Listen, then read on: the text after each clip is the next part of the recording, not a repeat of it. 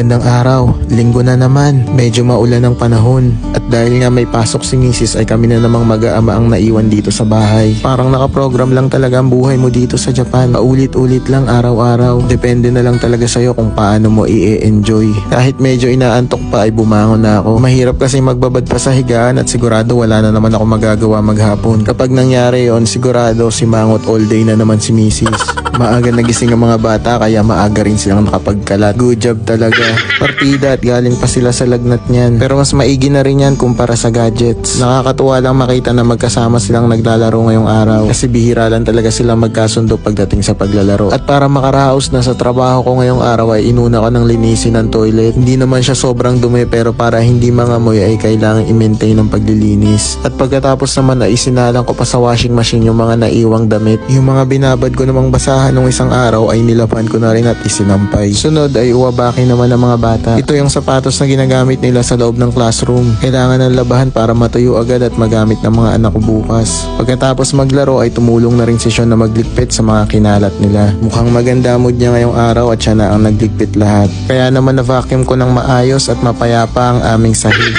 Pagkatapos niyan ay hinanda ko naman ang lulutuin ko para sa aming ulam. Tambak din ang mga hugasin pero pang finale ko na gagawin yan. Pinaligpit ko na din sa mga bata yung mga laruan nila sa table dahil malapit na kaming kumain. And finally, luto na ang nilagang pechay. Nilagang baboy pala. Masyado kasi ako natuwa sa pechay kaya dinamihan ko. Fast forward at dahil nga Sunday ay araw ulit ng pagsamba. Hindi na muna makakasama mag-iin ako sa church dahil kagagaling lang sa sakit ng mga bata. At hanggang dito na lang din muna ang aking vlog for today. Maraming salamat sa panonood. Hanggang sa muli. Sayonara.